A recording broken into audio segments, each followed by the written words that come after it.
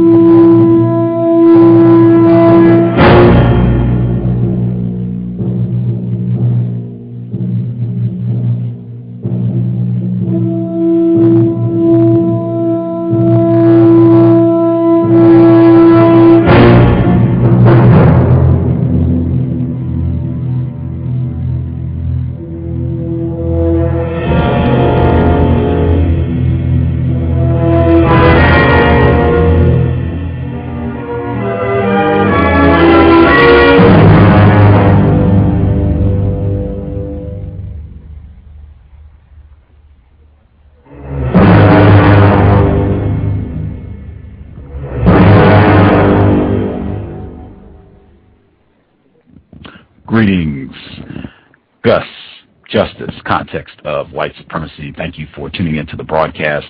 I'm very thankful for everyone who has supported the program. As always, I hope it is worthy of your time and energy and that you are getting constructive information to assist you in countering racism. Our guest for today's program, he is the Director of the Intelligence Project for the Southern Poverty Law Center. He also edits their quarterly investigative journal. That's the Intelligence Report. That is linked in the description for this program. You can go to the Southern Poverty Law Center's main page just by clicking that title, the Intelligence Report. That is, as I said, their investigative journal. You can check that out online as well. All of the back issues, very informative. And our guest, he is also the editor of the Southern Poverty Law Center's Heat Watch blog, which is also linked in the description for this program. Just click Heat Watch blog. Our guest, he also covered the Oklahoma City bombing in 1995. He covered that for USA Today, but as I said, he now works at the Southern Poverty Law Center. Real privilege to have him on the program. Mr. Mark Potok. Are you with us, sir? I am, and thanks so much for having me. Thank you for chatting with us. Yeah, I want to try and get as much info as possible, but if there's anything that you think would be helpful to share with our listeners who might be familiar with Southern Poverty Law Center, if you'd like to tell them anything briefly, please feel free. Well, all I would just repeat some of what you said. I mean, we have a lot of archives of the Intelligence Report up, I think about 13 years at this point. And, you know, what is there, a lot of it is, well, it's all dated journalism, but there's a great deal of information and really investigative information about everything from Klan groups and neo-Nazi groups and that kind of thing to groups closer to the center, groups including the Tea Parties and so on. And, you know, really what we're looking at is racial extremism as a general matter. Outstanding. Okay, I want to try and hop to it so we can cover as much material as possible. You are a white man, is that correct? That is true. Okay. This program, the C.O.W.S, acronym for Context of White Supremacy, I have unfortunately concluded that we are in a global system of racism, white supremacy, and I use those two terms interchangeably, and the definition that I use for both racism and white supremacy is as follows. a global system of people who classify themselves as white and are dedicated to abusing and or subjugating everyone in the known universe whom they classify as not white. Do you believe that such a system exists, and do you think that definition is accurate? Oh, I don't know. I mean, I don't know if I'd describe. Sure. I mean, that doesn't seem way off at all to me. To the extent that it implies a sort of global conspiracy, that's where I would get off the train. I don't think that there's, just like there's no sort of international Jewish conspiracy headquarters. I don't think that there's a group of white men anywhere, planning the fate of all non-white people. But, as a practical historical reality, sure. Okay. Words are very important. I don't think I said anything about a conspiracy, just... Yeah, no, I'm not suggesting you did. I'm just trying to parse the way I would put it. Okay. But you did say, yes, you do think there is a global system, white people dominating non-white people. I say that's white racism, white supremacy, and you did say yes. You think that exists? Yeah, I think that's, in some form, that does exist, yes. Okay. Groovy. So, your work, particularly I've been looking at the work that you do with the intelligence report. I guess, can you kind of describe what your role is within the Southern Poverty Law Center? Sure. My department, what's now called the Intelligence Project, which was once known as Klan Watch, actually was known as Klan Watch for many years, really began as a single person who was the investigator for our legal department. When SPLC was started back in 1971, it really was in a lot of ways a sort of classic civil rights organization. It was started by a couple of white lawyers, but in other ways, it really was, it did voting dilution cases. It did cases having to do with the involuntary sterilization of young mentally challenged black girls in certain states. We did cases that brought down the Confederate flag from over the Alabama Capitol, that integrated the Alabama State Troopers. So, very mainstream civil rights stuff. The center has changed over the years, and what was that one department, simply as I say, a single man went out and did investigative work for the legal cases we brought, has grown into a department that is much more focused, as you suggested in your intro, really, on publishing and investigative work. We still act as the investigative arm for the legal department for the lawyers at SPLC, but most of what we do is expose type work. So we write about sometimes things that are completely unknown, sometimes revealing the fact that the leader of a particular Klan group is secretly Jewish or secretly gay or is a child molester or whatever it may be. Other times we do more kinds of trend stories. One of the things I think we're quite well known for is tracking the size of the movement, if you can describe it as that, of the white supremacist organized movement in this country. So we do every year a count of various kinds of groups, hate groups, so-called patriot groups, the anti-government type militia groups, the very hardline anti-immigration groups, and so on. So we do a lot of that as well. And that is essentially the kind of work we do. The blog that you mentioned in the introduction is really for the shorter, harder, much newsier hits, things that we can't sit around and wait to put into a quarterly journal.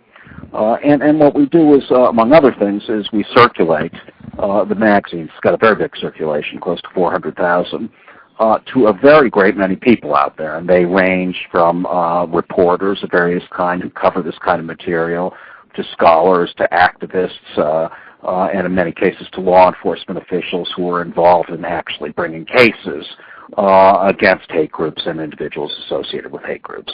So we do a fairly broad program of tracking and investigating these groups. But it's probably worth saying that, we are not, what we don't do is merely write about these groups and kind of record their doings and so on for posterity. We are writing about these groups and doing this investigative work with the explicit aim of destroying them. That does not mean that we say things that are untrue in our journalism or exaggerated. What we tried very hard to do is use the facts, use actual reality out there in order to destroy these groups. And by destroying these groups, often what that means is, I mentioned almost in jest some of these groups where you will find out that the leader of the Klan group secretly has a black girlfriend or whatever it may be. Well, let me say that, if you reveal a fact like that, you will completely destroy the group as a result. So it's that kind of work that we do quite a bit of. Very interesting. I've been kind of following, I'm a subscriber. I read the newsletter and what have you. Sure. One of the things I noted, I pay a lot of attention to terms, and I begin every program, I share my definition of racism, white supremacy, and ask if the guest thinks that's accurate, if such a system exists. I don't know if the Southern Poverty Law Center, I don't know if they have a set definition for the organization or if everyone develops their own definitions. What do you mean when you use the term racism? Well, we don't have any particular set of words, and rather than without being too squirrely, rather than try and come up with a definition that will satisfy everyone, let me instead say this: I spend a great deal of time talking to my own staff, to our staff here, about the fact that we don't write about what I would describe as kind of garden variety racism. So that means we don't write about institutional racism. We don't write about racial profiling particularly. We concentrate on the very extremist manifestations of racism. So, that means Klan groups. That means neo-Nazi groups. We also cover groups that are not explicitly racial, or at least not always explicitly racial, like the militia groups, but that are nevertheless very much embroiled in, really extreme conspiracy theories and believe all kinds of crazy things about what the government is up to and so on. So what I'm really saying is that, without answering the question about, what precisely is racism, what I would say is that, we're very focused on the very hard edges of racism as opposed to trying to solve, all the problems of the world. I guess just for clarity's sake, you said that the Southern Poverty Law Center was started by white lawyers. Is that correct? Yeah, Morris Dees and Joe Levin are the two lawyers who began this place back in 1971. Okay. I find it very difficult to believe that lawyers, attorneys, would not realize the importance of words and clarity with terms and particularly definitions. A huge part of law, to my understanding, unless I'm misinformed, is about words and being precision crafted with the words that you use. I have, in my studies, having definitions for terms like racism, hate, white supremacy, critical in doing this work, because I don't think everybody has the same understanding or the same idea about what these terms mean. So at least, even if we don't have agreement, that's fine. It's very important to at least understand what the other person means when they say racism. And I guess to give one example of why I say that's so important, if we don't have a definition for racism, then we can pretty much say that anything is racism, because we really don't have a definition for what that means. Well, I'll say a couple things in response to that. First of all, I'm not a lawyer. My department is not made up of lawyers. And so we are not, our work is not courtroom work, except for a small portion in which we're doing, as I said, kind of investigative support work for the lawyers. So, I don't really agree that there's no, it's impossible to do any work unless you have all your terms precisely defined. But, I'm not really arguing with you about it. I think, you have an interesting point. What I would say further is this.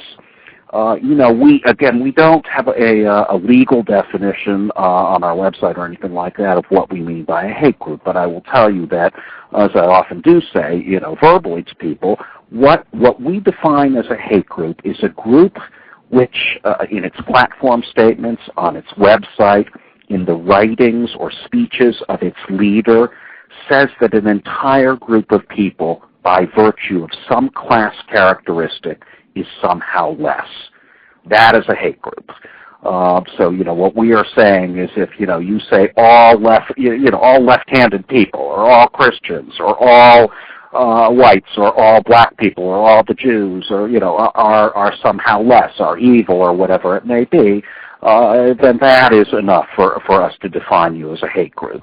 Wow. What we don't do, just that we don't really go any further than that, and we don't define it in explicitly racial terms, because there are other kinds of hate groups. There are anti-gay hate groups, there are anti-Catholic hate groups, and so on.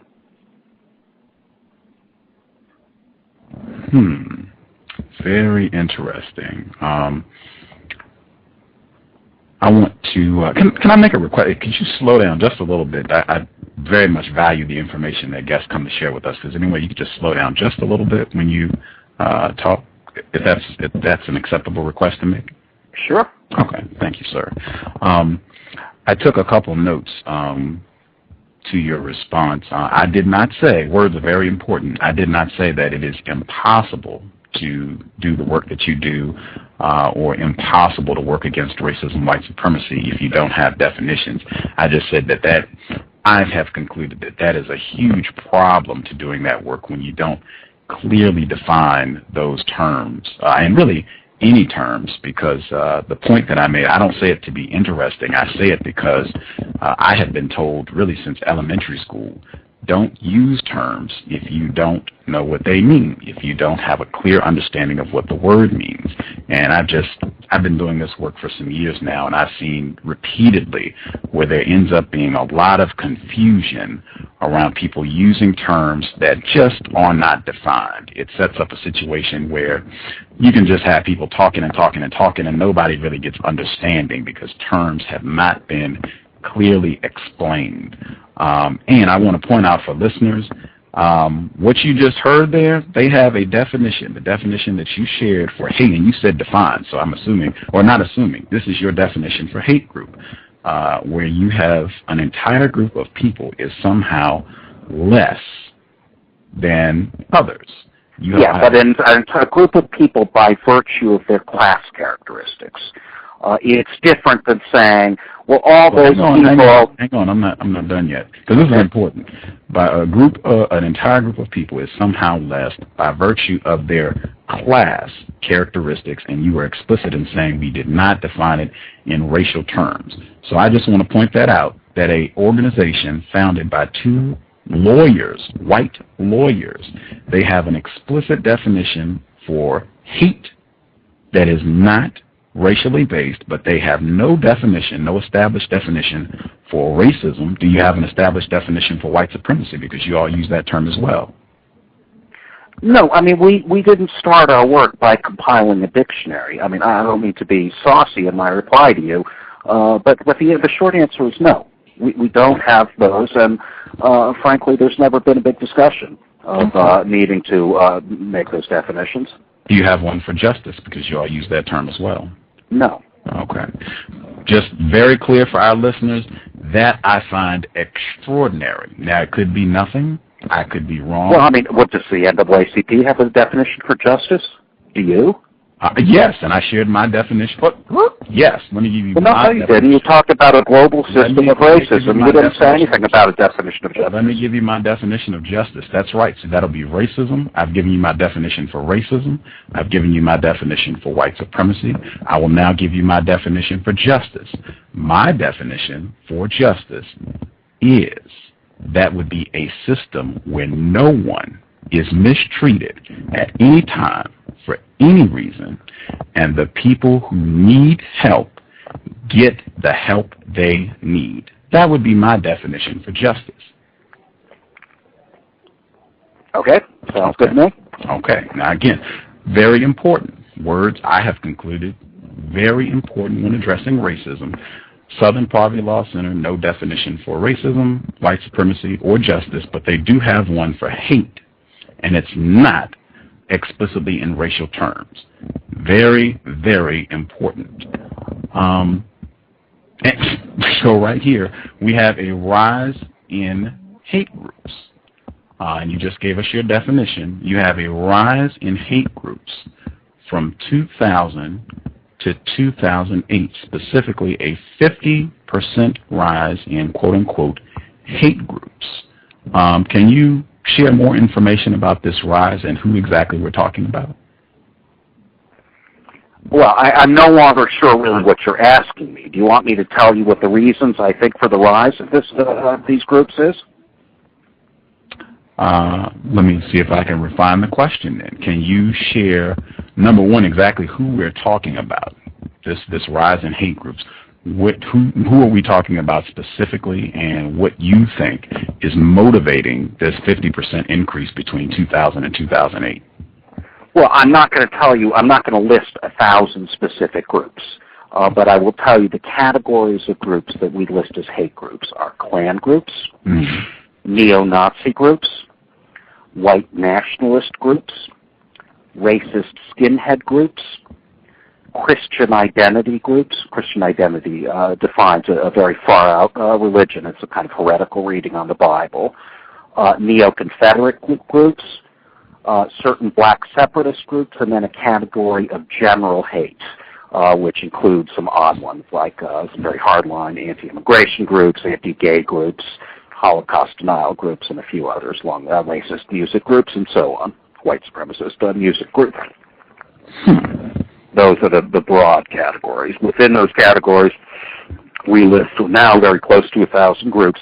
And the rise went from about, well, by our count, 602 groups in the year 2000 to 932 groups last year. We do these counts at the end of every calendar year based on groups actually being active during the preceding year, during the calendar year. The rise in these groups, well, I would say that the rise over the last 10 years in hate groups specifically has been almost entirely attributable to these groups' exploitation of the issue of immigration. In other words, when you looked over the last 10 years at what Klan groups and the neo-Nazi groups and so on were doing, they were holding rallies and demonstrations and putting up web propaganda and so on that was almost solely focused not on the alleged evils of black people or of gay people or of the Jews, but of illegal aliens, quote unquote. In other words, they focused entirely on non-white immigration from Mexico and Central America. And I would argue that they did this for purely opportunistic reasons. Certainly there are many categories of people that these groups despise and hate. But I think that they understood very clearly that there was very broad resonance in the immigration issue in the American public. In other words, they understood that something like 3 out of 4 Americans in virtually every poll over the last 10 years have said there's a major problem with the immigration system in this country and it's got to be fixed immediately. So, as I say, the Klan groups, Nazi groups, and so on, the vast majority of the groups on that list went out there and held demonstrations against illegal aliens.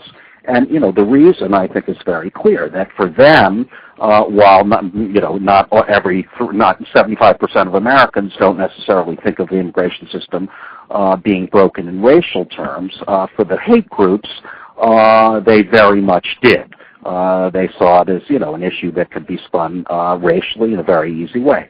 So what I'm arguing is that these groups have used the issue to build their numbers. They brought fairly large numbers of people into their fold, into the groups, and new groups have been created largely on the basis of, as I say, opposition to essentially brown-skinned immigration. Now, the one addition I should make to that is in the last couple of years, really since the appearance on the scene of Barack Obama, and especially after his nomination in July of 2008, when it started to become fairly apparent to most people that he probably would win, he has a reaction, really, to the idea of a black man or a biracial man in the White House has very much helped these groups to grow as well. So that's become a factor in the last couple of years. Wow. One thing I try to do is summarize information that guests bring so that our audience can make sure that they're not missing things. I want to make sure I accurately heard what you just shared with us. Would it be correct to say that this spike in hate groups, quote unquote, over the last decade or so, two of the most significant motivating forces behind that have been issues of the immigration of non-white people and the election of a non-white person, President Barack Obama? I think we could even just say that racism, white supremacy has been a specific... I mean, I'd add one other, I think, interesting piece of this, which really is part of the same puzzle, which is that I think in the minds of a great many whites in this country, certainly of people who are explicitly white nationalist or racist in any kind of serious way, is the fear of the year 2050. The U.S. Census Bureau has predicted that in 2050, or very close to 2050, whites in this country will lose their majority. In other words, for the first time, the population of the United States will fall under, the white population of the United States will fall under 50% of the entire population. So, for some people, I don't think there's any question. They feel angry, afraid, frustrated. They feel that somehow it was their Christian white forefathers that built this country, that somehow the country's been stolen from them, and so on. I think these things are essentially absurd. But in any event, I think that fear is very much, a piece of what we're talking about. And it's probably worth remembering that, some of the most violent racial terrorism of the civil rights movement happened in, well, of course, it was, a very big thing all across the South, but some of the most extreme violence came in those parts of the South, like the Mississippi Delta, where black people, in fact, were in a majority. So you had this, underlying white racial fear that, if those people get the vote, if those people become empowered in any kind of political way, that somehow it will mean the end of, sort of white people and their freedoms and so on and so forth. Okay. I want to point out to our listeners, it wasn't just the South. You can see Martin Luther King being abused in Chicago by white people, racist white supremacists, and white people in Boston. Absolutely true. White people in Boston were not pleased about efforts to integrate school systems. But it's a fact that real racial terrorism was at much higher levels in the South than it was in the North. I absolutely don't disagree. I agree completely with what you're saying. Of course, Chicago and Boston and many other places in the North had terrible racist movements and racial situations. But the level of terrorism in the 50s and 60s was certainly far higher down here. Being specific, I appreciate the attention to detail, and I guess that's why I'm so stunned that you all do not have definitions for racism, white supremacy, and justice, and that relates directly to this 50% increase in hate groups that you all talk about, and it's still rising. A lot of this everything, all of the things that you listed in terms of what is galvanizing this increase: immigration of non-white people, election of President Obama, the fear of the browning of America and white people no longer being the majority. All of this is rooted in racism, white supremacy, and I think we're not being as specific. If we want to be that specific about, well, there were greater levels of terrorism, racism, white supremacy in the South as opposed to the North, even though it happened everywhere, we should make an effort to be just as specific when we say it's not hate groups. We have an increase in racist, white supremacist activity. Not saying that you don't have an increase in this other activity, but when you describe these different groups, and you were talking about groups that are against gays and all the other groups, it sounded like just a disorderly jumble of and you had one that was general hate. That's clearly not what we're talking about with all of these issues. We're talking explicitly. Everything you mentioned is explicit racism, white supremacy. And I think it sounds very different when someone is presented with there's a rise in hate groups as opposed to there is a rise in racist, white supremacist groups. That is I mean that's your opinion. Fair enough. It is my opinion, and I could be wrong. I just want folks to think about that. Can you talk, because some of the reports that I checked out, these are at the Southern Poverty Law Center website. All of that is linked in the description. Can you talk about some of the efforts that these hate groups, racist white supremacist groups, that's the people I'm talking about, have done to solicit more members and even targeting young school children? Well, I mentioned one of the things, and what I've argued is the most important thing that they've done over the last 10 years, which is specifically to focus on the issue of immigration, which is really about brown-skinned people. And, they have put out their, the publications, they put out their websites, their propaganda, they've held their various rallies and so on with the aim of bringing people who also fear non-white immigration into the fold. So that's a very specific thing.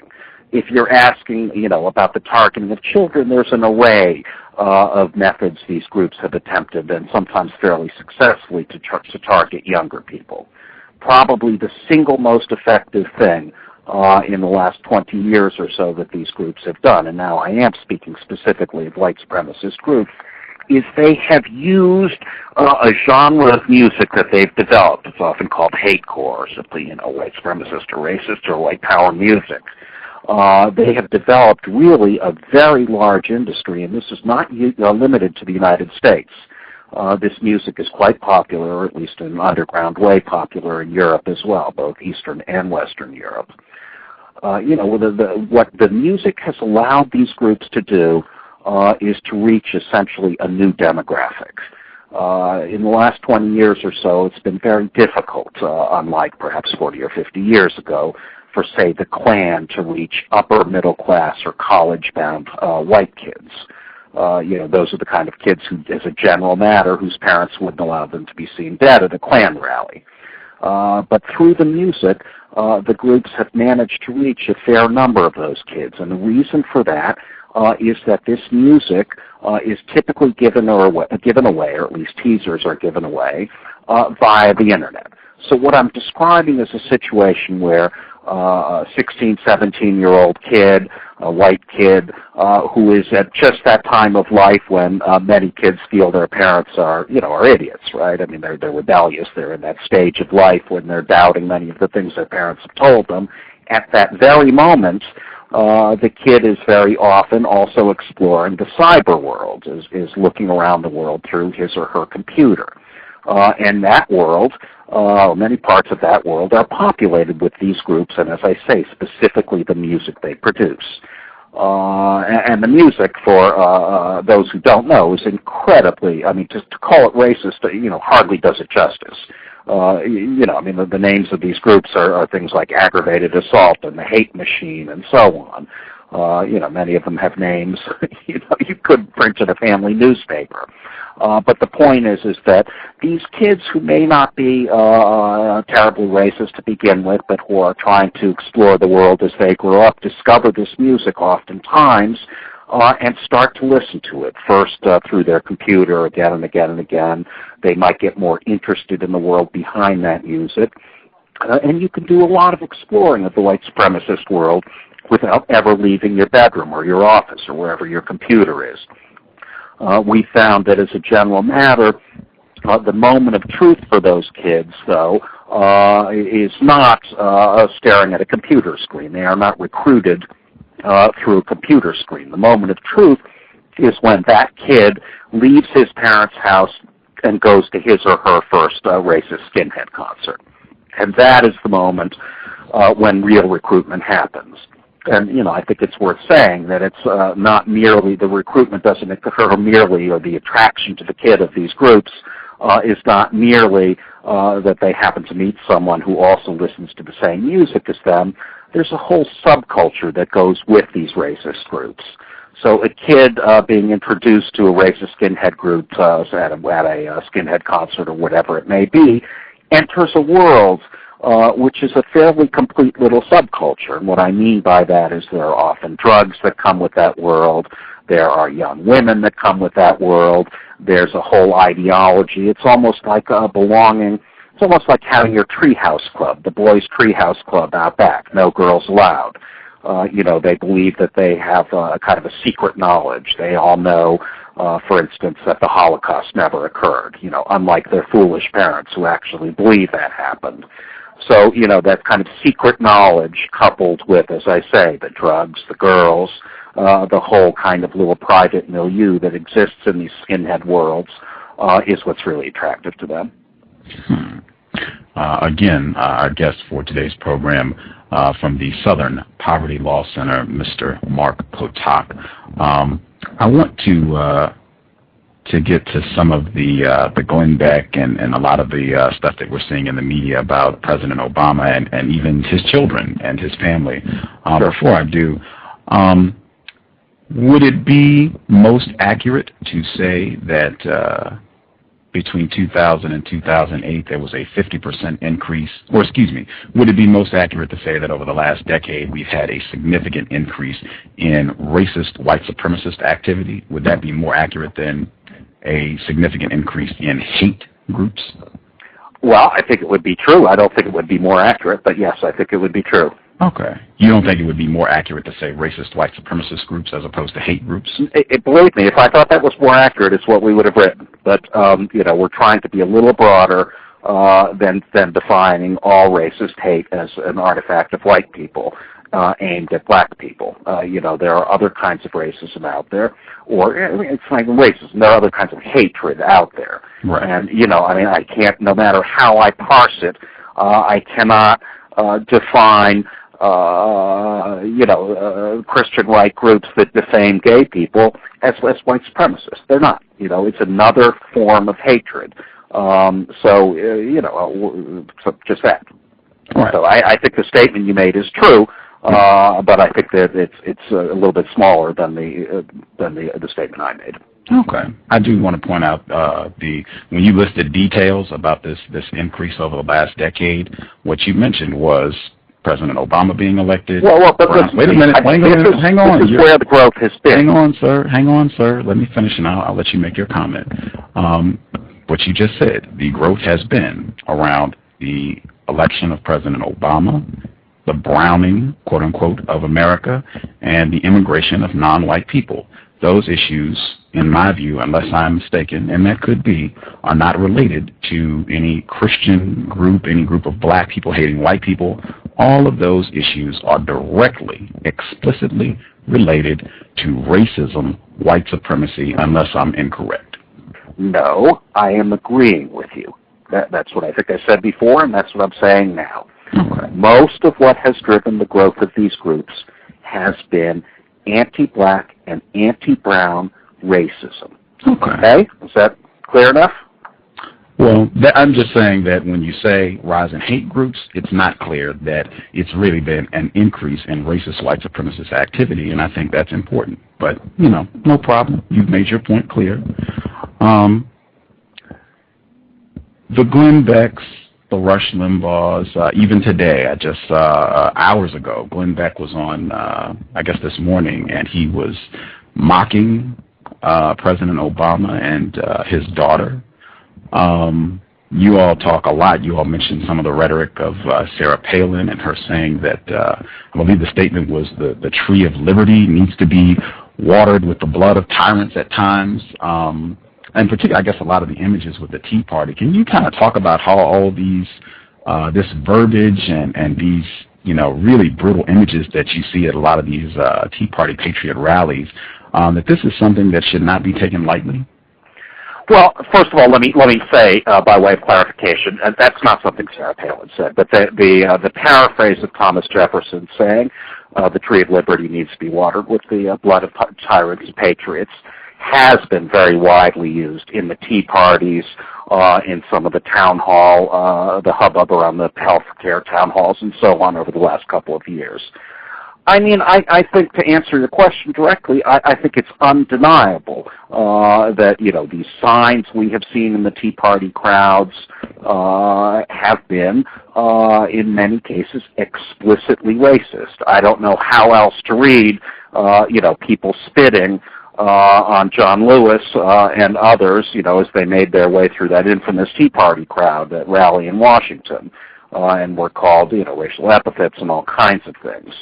And there's more. I just, before I went on the radio show with you, wrote a blog post about a guy named Dale Robertson. Dale Robertson is the founder and president of something called TeaParty.org. It's one of the 5 main Tea Party organizations. And while he doesn't precisely employ, sort of the N-word or explicit racial epithets, he sent out a huge email blast to tens of thousands of his followers today, and it's this sort of vicious attack on Barack Obama, ostensibly because Obama is going back to Chicago for the Memorial Day weekend, rather than laying a wreath at the tomb of the unknown soldier in Arlington Cemetery. What he says, though, is he says that Obama is going home to spend time, quote, with his homies in the Chicago hood. He says that taxpayers will be footing the bill for the president to, quote, bump and grind in the hood, unquote.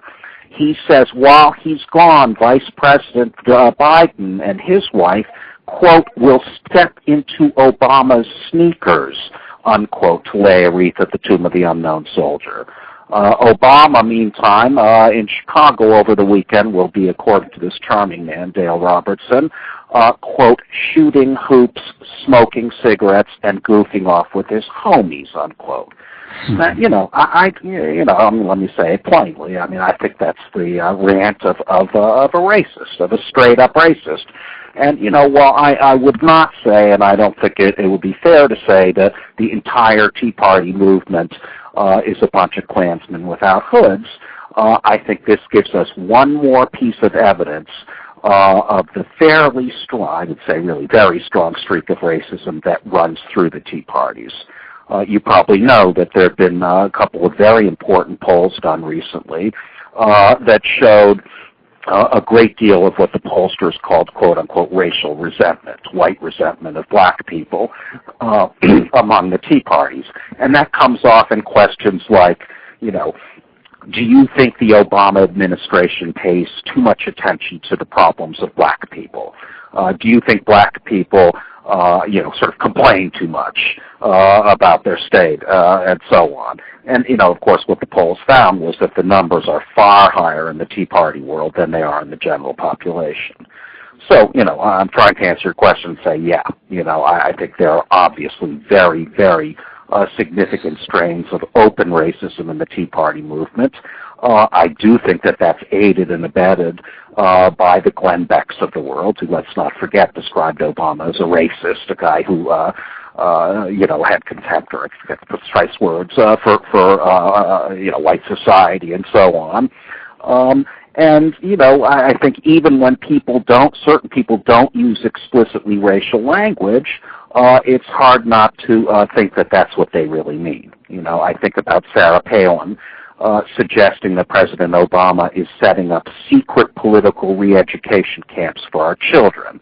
The implication being, I guess, that he's going to turn them all into little, Marxist robots who are going to, I guess, turn the United States into some kind of racial hell for white people. She didn't say that, but I think that that's very possibly right under the surface. What would your comment be to folks who would say, Mr.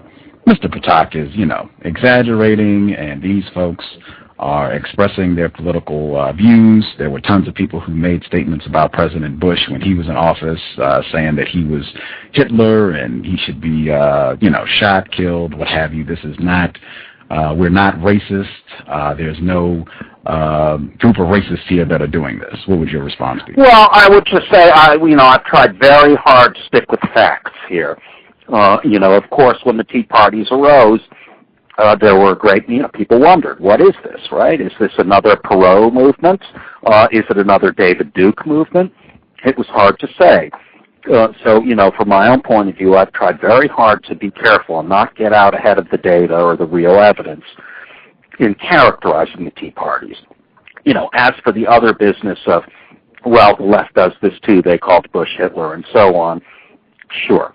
That was true, but to a tiny extent. The Tea Party movement and in general the kinds of commentary we're hearing from the Glenn Becks and the Sarah Palins and the Michelle Bachmans of the world is there's far, far more of it than there ever was from the left attacking Bush in sort of equally vitriolic terms. I just feel like saying, let's get real. I mean, the left in this country is very small. It's been incredibly weak for most of the last 30 years.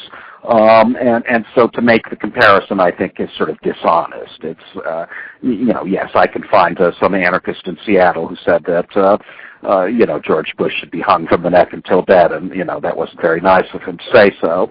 But it's not, it never, certainly not in the last 20 years, has that kind of vitriol come at the same volume or in the same amount than what we're seeing right now, in particular from the right.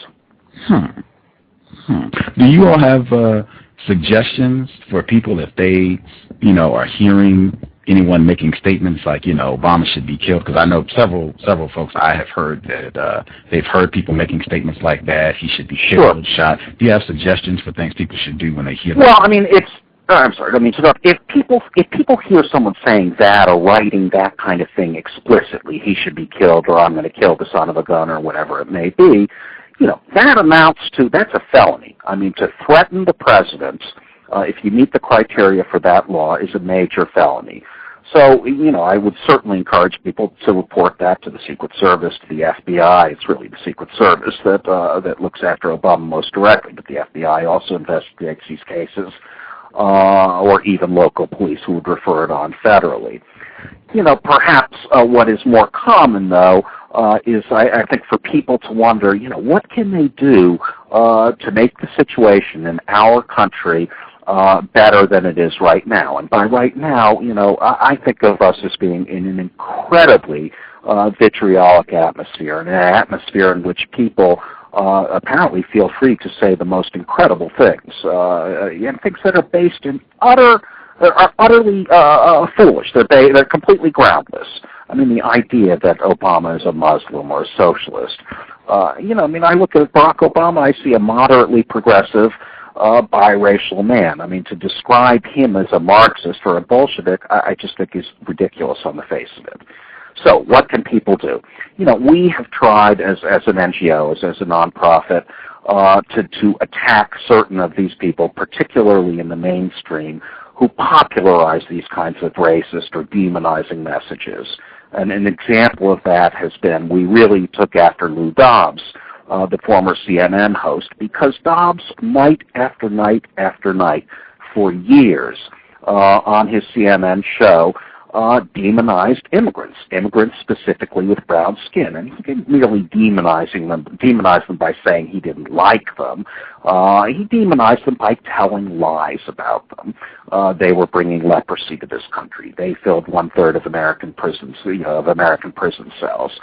They are responsible for the murders of 25 Americans every day, and on and on and on. These are things which are wholly false. What I'm getting to is the idea that, we, along with a number of other groups, I think ultimately were successful at getting Dobbs thrown off CNN. But that's an unusual thing. So what I'm suggesting is that it is often much, much more effective than for an outfit like the Southern Poverty Law Center to complain, say, to Glenn Beck's bosses or to the office of Michelle Bachmann or Sarah Palin. It's often much more effective for people who are really everyday citizens to make those complaints. So, I think what tipped the scale with CNN was when they started to get thousands and thousands and thousands of really angry and quite reasonable emails, primarily from Latinos, but from other people as well, saying, you've got to quit this lying. I think it would be, if I say something ugly about Michelle Bachmann, the congresswoman from Minnesota who claims Obama's setting up these secret re-education camps, the truth is she'd probably give a damn. But if 1,000 people from her district call her office with those kind of complaints, it's a very different matter indeed. So what I'm suggesting in a very long-winded way is that regular everyday citizens out there can have a real effect on what's going on out there, and oftentimes it's an effect that, even fairly large organizations like the Southern Poverty Law Center can't have. I guess this was in the Baltimore Sun.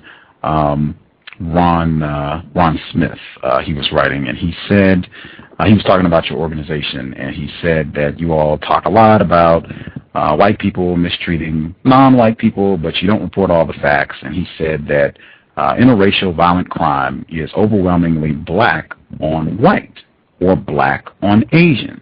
The Department of Justice's figures show that between 2001 and 2003, blacks were 39 times more likely to commit violent crimes against whites than the reverse. Of the nearly 770,000 violent interracial crimes committed every year involving blacks and whites, blacks commit 85% and whites commit 15%. What would your response to that be? Well, my response would be that Ron Smith and others like him are incredibly dishonest in their reporting, because what they suggest and what they really say explicitly, they make equivalent all crime with hate crime. In other words, they are saying that it is the same thing for a kid in a poor neighborhood to rob somebody because he looks like, because he's wearing a Rolex watch, or he looks like he might have money in his wallet, as it is for a white guy to shoot down a black kid who he's never met in his life before, simply because he hates black people. In other words, crimes have different motivations, right? I mean, my motivation may be I'm very poor, I need to eat, or I'm very greedy maybe, but I'm going to rob you because I'm interested in the money, right? Your motivation may be I hate the race that this person belongs to, therefore I'm going to kill that person. So they are absolutely, comparing apples and oranges doesn't even capture it. The reality is, as all criminologists know, is that, crime is very largely a function of, the real strong variance between what one group of people have and another. I'm poor, you're rich. If I live, in the poorest neighborhood in town, and I want to go rob people in order to do whatever I'm going to do with the money I rob, presumably I'm going to go to the part of town where people have money. So it's ludicrous is what I'm saying. The fact is, when you look at hate crime, at crime that is motivated by racial or ethnic or religious hatred, what you find is that actually the rates are fairly even among the races, at least according to the way the FBI defines hate crimes. And if there was a major study about 4 years ago that came out of the Department of Justice, and that's precisely what it concluded, was that the rate of racial or of hate crime in general was fairly uniform amongst each racial group and each ethnic group in this country. It really wasn't. An artifact merely of white people or of black people or brown people or any particular group. And the truth, let me add that this argument that Ron Smith made, it's precisely the same argument that David Duke, the longtime head of the Knights of the Ku Klux Klan, made in something he wrote. So that's really what the argument is, and it's being made for ideological reasons. What is Ron Smith really trying to prove? That we are evil, that the Southern Poverty Law Center is evil for pointing out that there, in fact, is a great deal of white on black racial hate crime.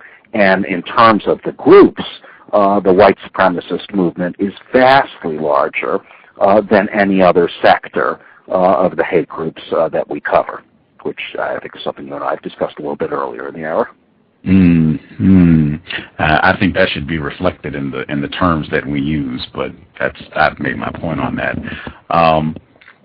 What is Ron Smith, because he also says that Southern Poverty Law Center, these guys, they have assets of $189.4 million at the end of 2005. Is he correct in that, or is he telling us something? Well, he's a little out of date, apparently. The Ron Smiths of the world can't bother to look on the Internet to get a figure later than 2005. That's the level of reporting we're talking about here, or of column writing. Are we a relatively wealthy organization? Yes. We have a budget of about $30 million a year. About 165 people work in the building here in Montgomery. Is that money squandered foolishly? I don't think so. I happen to know that certainly in my own case and that of my immediate colleagues, it's a very hard-working bunch of people. And we don't ride around in Cadillacs or fly in Lear jets. Has the Southern Poverty Law Center been criticized for raising more money than we spend in a given year? Yes, we have been. I myself don't think it's a fair criticism at all. Our basic position on fundraising has been, look, our view is that these kinds of racial problems, these kinds of racially based hatreds, are something that have gone on for virtually the entire history of the country and are certainly likely to go on for decades to come. I think we can all agree there's no, post-racial America simply because Barack Obama was elected to office. Given that, we want to be able to continue the work, regardless of whether the economy is going well, regardless of whether people are giving donations to us in particular and groups like us in general. And so that's always been our attempt, is to create a kind of endowment, very much like a university does, so that, temporary downturns or various other historical things that happen won't mean that we have to close up shop. What our endowment, which is what that $150 million or so really represents, what it really is, that's 5 years of operating expenses for us. So that's what we've done. We've tried to build ourselves that kind of, whatever it's called, sort of security that, even if the bottom were to drop out, we would be able to continue doing the work for at least 5 years. Wow. How do you go about getting funding? Because you said you operate, is it a $30 million a year budget? How do you? Yeah, about $30 million. It's entirely privately raised money. We will not accept, as a matter of SPLC policy, any government funds at all. The one tiny exception being if we sue the government, as we sometimes do in things like police brutality cases. If we're awarded by the court's attorney's fees, we'll accept that money from the government. But we take no grants at all from the government in any form. And the reason is simply, we do not want to be beholden to the government or to any other entity. We're very much a staff-driven enterprise, meaning, I do my work and we follow the facts and the data. And, we're not interested in what the FBI thinks or the Department of Justice thinks. We're interested, but, it's not going to guide what we think. We're, very much see ourselves as independent researchers. So that's really what it's all been about. So to answer the question a little more fully, for most of our history, we've done direct mail fundraising. Millions and millions of pieces of mail. And again, for most of our history, our typical donor, a very small donation, I think it was about $35 was the average. And what's happened with the recession, and also because the civil rights movement is kind of disappearing into the mists of time, more and more people think of it as ancient history. Fewer and fewer people are alive who actually really experienced it or were part of it. For those reasons, direct mail fundraising has been going down over the years. So what that means is that we're now doing a little more approaching foundations, asking people to leave us bequests in their wills and so on. So the fundraising has changed in its nature a little bit, but it's still very much private groups and private individuals. That's where we raise our money. I see. What are some of the bigger groups that support you all's efforts? Well, there really haven't been any big groups. I mean, I could think there was something called the Pick Our Foundation in New York, which supported us at a fairly good level. I think they might have given us $500,000 a year for a few years, but that's quite unusual. And I'm not demurring because I'm trying to hide anything. I can't even think of a foundation that's given us, a very large amount of money. Although many NGOs do get those kind of huge gifts. That's just not been our history. We've geared ourselves all around raising, as I say, small amounts of money generally from individuals out there. Okay. I want to share this. This will, I guess, be my last question or statement, and then I'll get your thoughts on it. Just the fact you and I, we did agree, System of White Supremacy. I don't know, the fact that you all have a $30 million a year budget,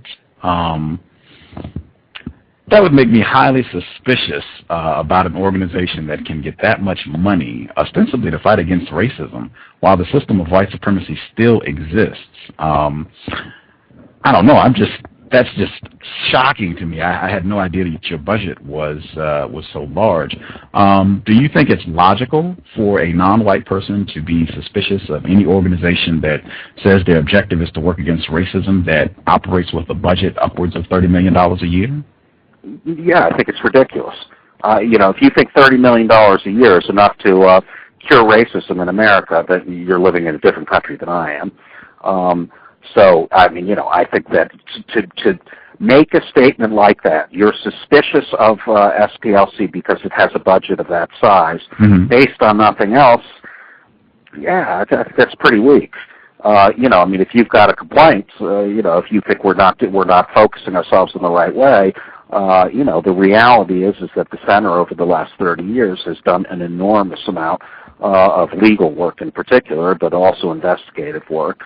And, I don't know how to summarize it to you other than to tell you, one of the things I'll tell you is that, there are 30 people today in federal prison for attempting to blow up the building I work in, to murder the founders, or myself, or other people who are fairly prominent who are in the news here.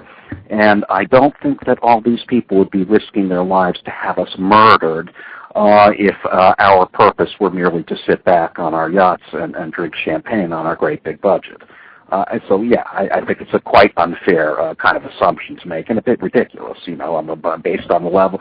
We could say that about Sierra Club. It seems silly, or the NAACP or any other organization.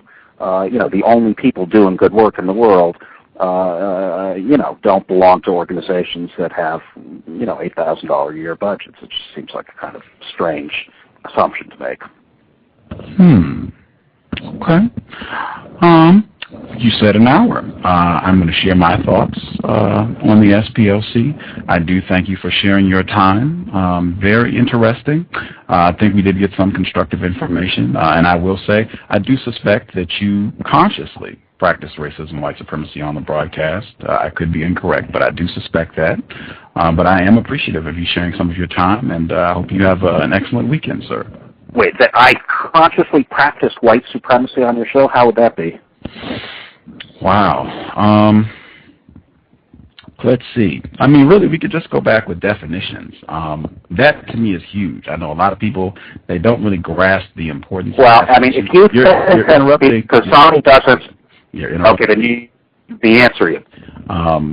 What I said, we can go back with definitions. I know a lot of people do not catch the importance of having a definition of racism, white supremacy, hate.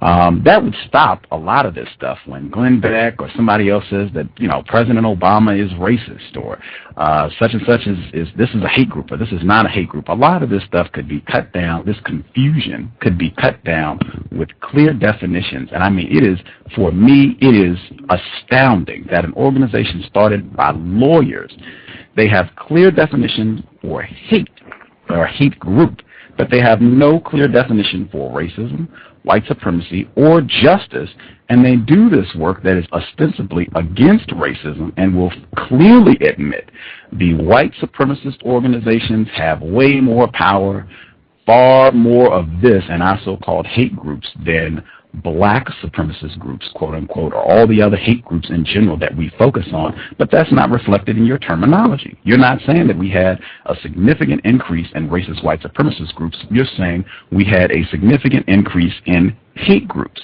That is a subtle but extremely important distinction. That's one of the... My turn now? Sure, let's hear it. That's the most absurd set of sentences I've heard. You're telling me that because I don't agree or I don't subscribe to your definition of racism or white supremacy or quote-unquote justice, I'm a white supremacist. I'm telling you, you're a fool, man. You're a fool. Not what okay, no problem, but that's not what I said at all. I did not say that you're a white supremacist. I did not say, thank you, he hung up. And he called me, you can add that to the list too. He called me a fool. And he did not quote me correctly. I never said, I think you're a white supremacist. I said, I suspect you could be because your organization does not have clear definitions for racism, white supremacy, or justice. And this is an organization, he said, founded by white attorneys. That's what he said on the program. I didn't say, I suspect you're a racist because you don't agree with my definition of racism, white supremacy. Not what I said at all. I said I suspect it is because you don't have a definition at all. That is extremely suspicious, especially from an organization. White attorneys?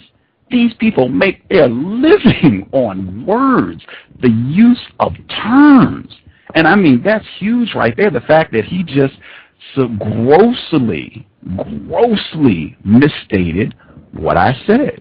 I didn't say, you're a racist white supremacist. That's not what I said. And also, I didn't say, you not agreeing with my definitions. I have never called anyone out because they did not agree with my definition of racism, white supremacy. I just asked, what's yours? You say you don't have one.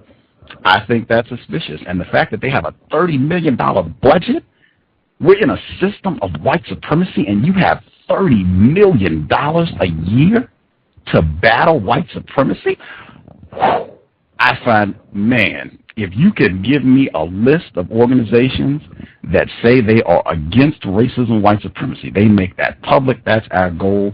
We oppose racism, white supremacy, and you show me how many of those groups have $30 million a year and are sitting on a trust of over $180 million so that they can operate for 5 years if something should happen and they don't get any more money. Whoa. He said quite a few things. I made a list. He said the term fair or unfair, fairly, 12 times in 1 hour. He was saying fair at a clip greater than 12. He was saying fair about every 5 minutes. Fair. And it was always the exact same thing that I say with Tim Wise. Fair equated with accuracy, legitimacy, correctness, reasonableness, all of that being equated with white. Now, I'm totally willing to concede, yes, a lot of people, I'm sure, they're not conscious of that connection. I'm sure that's the case. You hear it all the time. I myself was not conscious of that connection until 3-4 years ago. But for white people, he's a round attorney. He himself is not an attorney, but he is a journalist. This guy worked for the USA Today, He worked for the USA Today. You now work for an organization that's budgeted at $30 million a year. You're the director of their intelligence project. He's the editor of their quarterly journal, and he's the editor of their online blog. I think I hold you to a different standard. And you're white. I hold you to a different standard. I think he's a lot more conscious. I suspect he's a lot more conscious, a lot more informed about racism, white supremacy. So for you to be here for an hour and say fair 12 times, whoa. That's all I can say. Whoa. Yeah, and the definition, I mean, that's huge. They have clearly, I mean, I hope people got that. I know a lot of non-white people, we really don't attach importance to definitions. I hope that stands out clear. I mean, that is glaring to me. Glaring. Attorneys, and they have clear definitions for hate crime. No definition for racism, white supremacy, or justice. I hope that is glaring. See some of the other things I would pick out that, and him saying, when I asked him, do you think it would be more accurate to say that over the past decade we've had a significant increase in racist, white supremacist activity?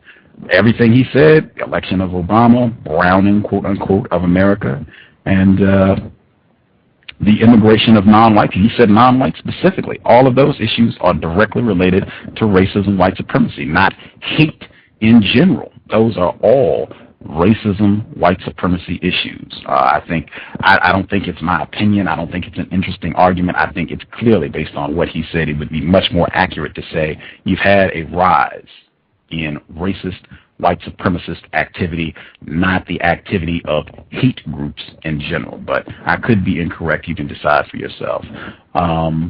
Yeah, he had only agreed to be with us for an hour. And he actually stayed longer to hear my comment about the organization. Yeah, SPLC, I'll check the phone line so y'all can share your thoughts on the SPLC. I have other comments that I need to make. I'm trying to decide if I want to do the phone lines first or the comments. I will give a general 10 minutes. I'll open up the phone lines, general 10 minutes for people they can share their views about Mr. Potok and what he had to say on the program, but I do have quite a few notes to share. So I'll give like 10, 15, and then I'll make my notes, and that should wrap us, and then I can go prep for tomorrow's broadcast. I am going to take a quick commercial, though, if I want to play Mr. Edward Williams' commercial, counter-racism.com. I will play his commercial really quick, and then I'll go to the phone line so folks can share their views, context of white supremacy. Is racism hurting you? On issues of race, are you unable to speak, think, and act with clarity and confidence? Are you tired of laughing when nothing is funny, smiling when you are not happy, agreeing when you really disagree?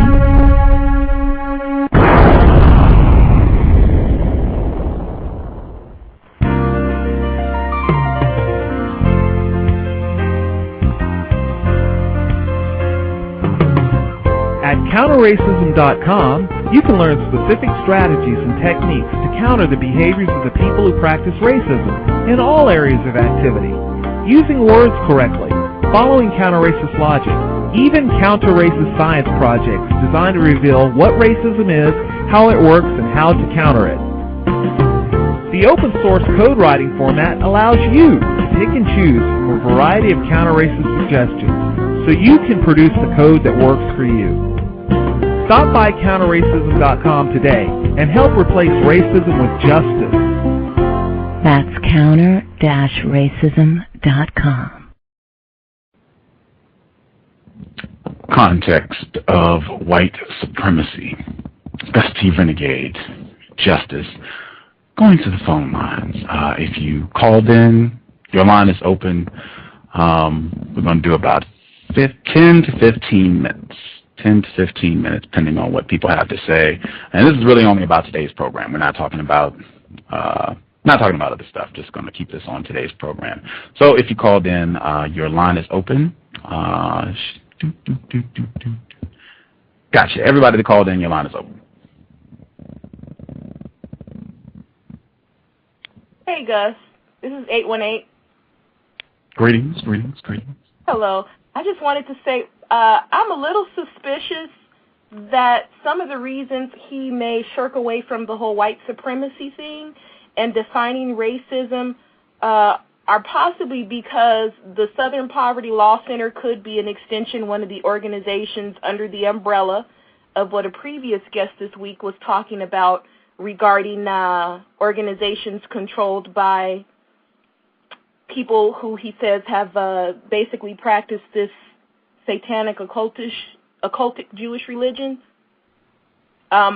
Based on the website I went to, it's showing that the Southern Poverty Law Center was founded by Joe Levin, a so-called Jewish man, and it was basically in response to a so-called Jewish student being harassed by white people at the University of Alabama. So it says they think it may actually have been founded more for the interest of Jewish people than blacks and other non-white people. Very interesting. He's with us as well, too. Gus. Yeah, I can hear everybody, yeah. Oh, wait. That was great, man. That was great. I know yesterday I went kind of hard, but today, it seems like when so-called white people are challenged, or let me say question, let me change that, question, they show their true colors. And today was, I guess, was that your first hang-up? Because I think more white people that call in and hang up, I think you're doing a great job to exposing them. And I was sitting back laughing most of the show because he definitely was dodging everything you threw at him. And Again, thanks for informing the public of another racism, white supremacy.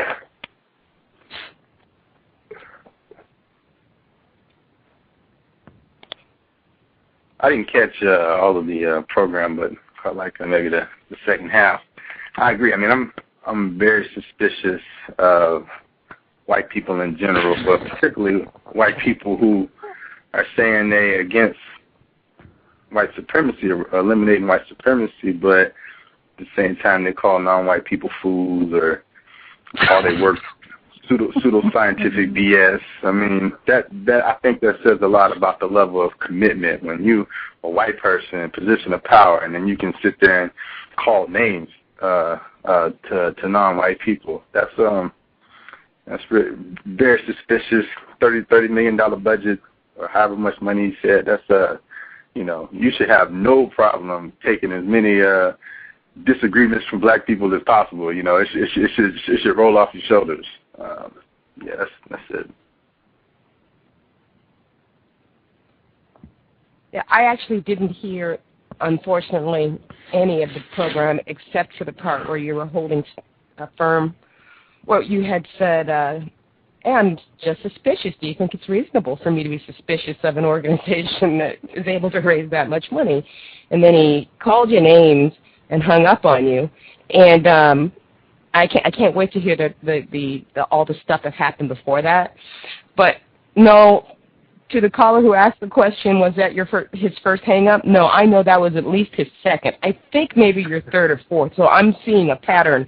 Like the longer the reputation has been established amongst black people that these people are people who really fight for racism and white supremacy, the more blatantly discourteous and crudely racist they behave on this show. That seems to be the pattern I see. Is that something that you're seeing, Gus? Can you say that question again, please? The longer and stronger the reputation that the guest has for being a staunch ally, a staunch opponent of racism and white supremacy, like Peggy McIntosh and Jane Elliott and the Southern Poverty Law Center, which I've been seeing on websites and seeing in news articles for decades, for getting innocent black men out of incarcerated confinement because of racism. The question is, do you agree that the stronger and longer the reputation is of one of your guests for being an opponent of racism and white supremacy, the cruder and more discourteous they seem to be on your show? Yeah, I think that pattern generally holds true. I think Peggy McIntosh, Tim Wise, Noel Ignatieff. You all have to go dig for some of these people because these interviews were last, well, except for Tim Wise, but Noel Ignatieff, Peggy McIntosh, Dr. Peggy McIntosh, they were here last summer.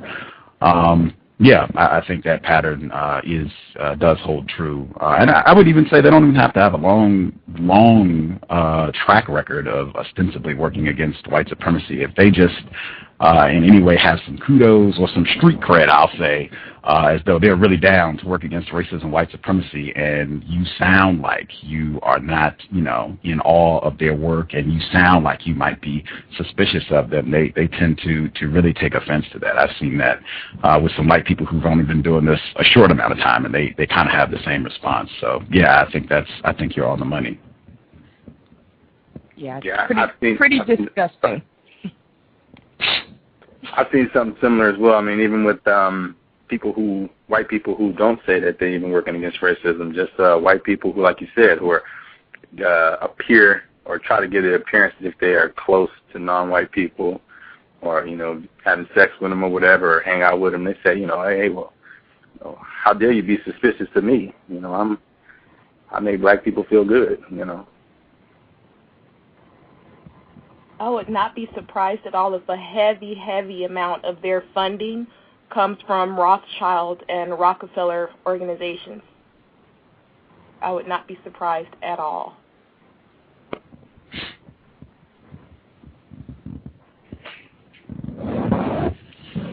Yeah, it's very interesting. $30 million.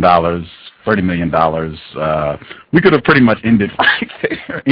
Any group of white people that get $30 million to work against racism, white supremacy, I wouldn't care what they were doing. They could give me 20 MacBook Pros. I would be extraordinarily suspicious of them if they got $30 million and they're white to work against racism, white supremacy. But, you can go to their website, evaluate for yourself. And Gus might be a fool. He might have been correct on that one. I might be a fool. I don't have $30 million.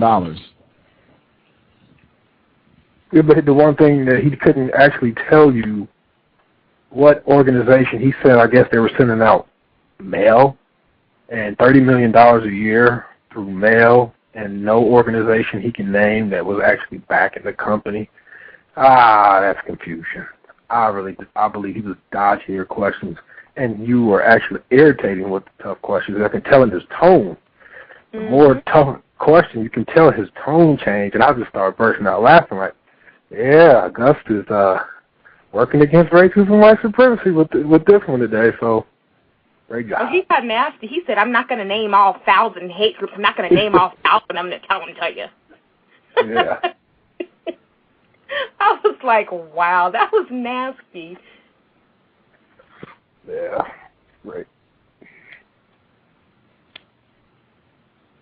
Yeah, it is interesting to me that an organization that I'm sure is quite well lawyered up wouldn't have a definition for racism, because I talked to an attorney last week and mentioned something about discovery as far as getting evidence on something or information, and he couldn't stop talking over me to correct me to correctly define what discovery meant.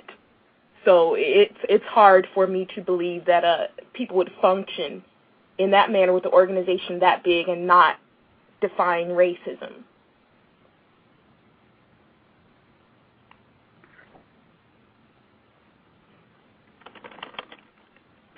And I think the thing that you emphasized, and I just want to add my underline to it as well, is that the failure to provide definitions on something so basic that has to do with the very fundamental mission of your organization and something that you hold to be so fundamental to injustice in this part of the world, that I'm sorry, I cannot escape the conclusion that is not conscious. That's a conscious decision, not, to make sure that you're a moving target all the time. When you're an organization that basically is run by lawyers, playing games with words, that's what they do. Definitions, every lawyer knows that definitions are their stock in trade. So I cannot escape the conclusion that is a conscious decision by anybody who has a responsible position in that organization to not give a clear definition of the terms that are fundamental to the organization. No, conscious, very conscious. I suspect the exact same thing, and I didn't hear him, I guess, say he didn't have a definition for racism or white supremacy earlier in the show, but I suspect that would have been probably the most absurd or ridiculous set of sentences of the whole show. I mean, to hear that coming from a person who, I guess, is director of an organization that has a whole bunch of lawyers on the squad, and they don't have their definitions tight, that's definitely conscious, I suspect. Maybe they do. He just didn't want to actually get into a conversation about them because he knew they were incorrect according to Gus's definition. So maybe they do have it, and he just was like, well, I don't want to go down that road because maybe you might be exposed to, collecting $30 million a year to just talk about it and, walk around and go ahead. And if they're getting $30 million a year, we know most of that is coming from white people, not non-white people. So it might be against their interest to actually point out white supremacy and racism and just use a convenient umbrella of hate.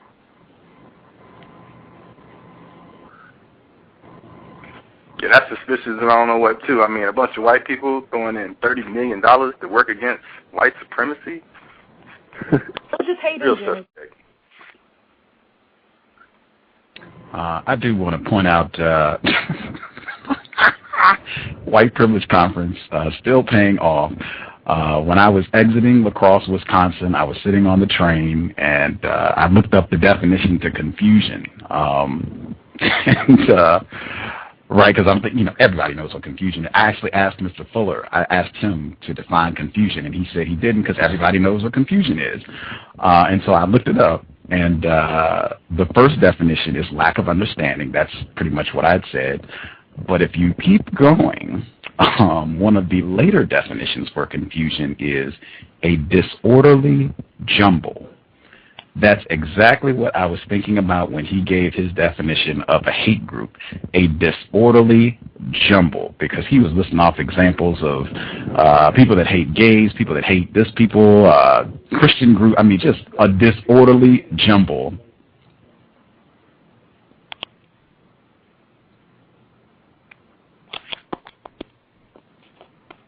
Hello?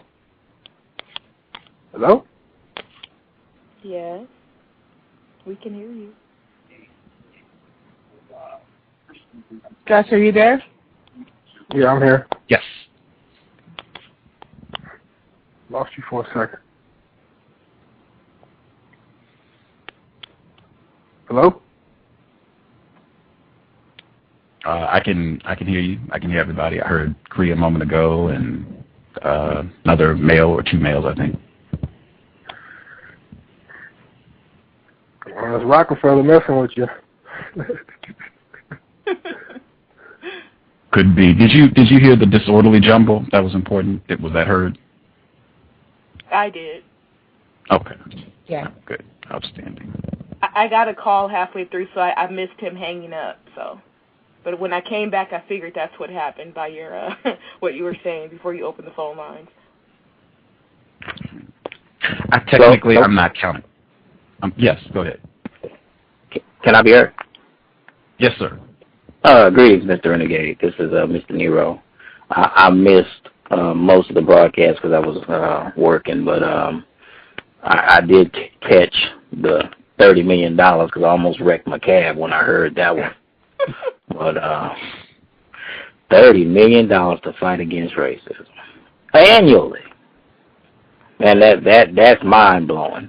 And $180 million nest egg. Wow.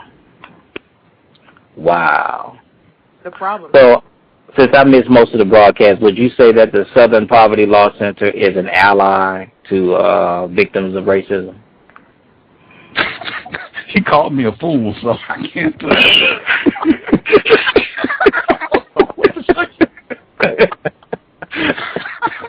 And that might be true. That might be true. That might be true. So, Yeah, they get bent out of shape, don't they?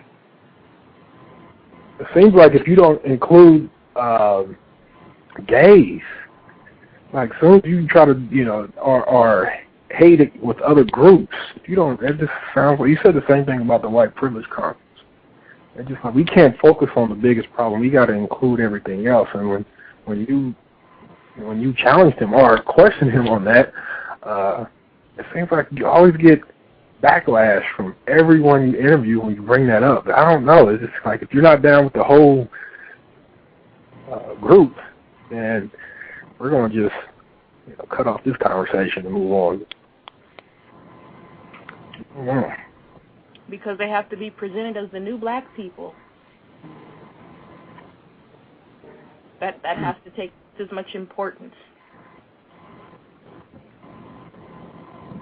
It'll be part of that satanic cult you were talking about.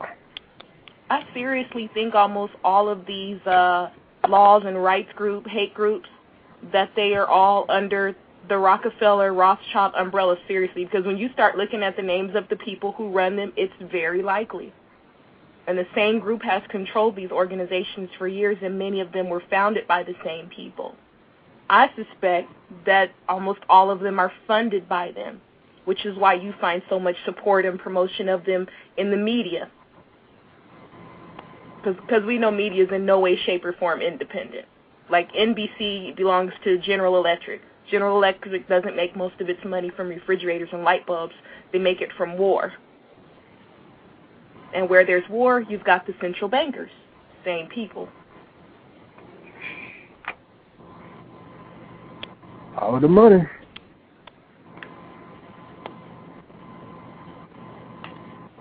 I believe didn't Dr. King work with the Southern Poverty Law Center back in the day? I believe so. Because before I was more informed, I actually thought it was a black organization.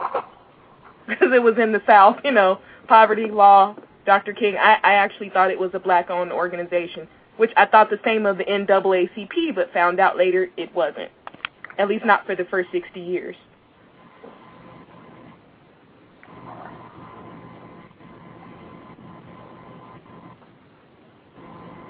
Yeah, it seems that the more you can distract from the main cause of racism by throwing in all types of other oppressions or hatred, that seems to be the move, and it seems to be less constructive to me to do that. Because some of the people that may be homosexual still enjoy the privileges of white supremacy and the benefits of that.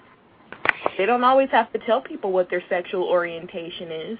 And there are actually a lot of people who are white supremacists that have homosexual behavior, that practice that. I did want to point out, just for accuracy's sake, the SPLC website says that Morris Dees and Joseph Levin Jr. founded the Southern Poverty Law Center in 1971, which would mean that Martin Luther King Jr. did not work with this organization, if this is accurate.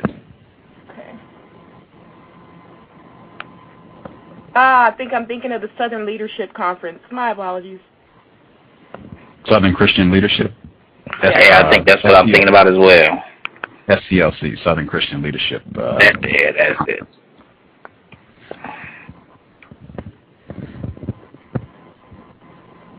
Yeah, I think Mr. Fuller was right. Talk to white people.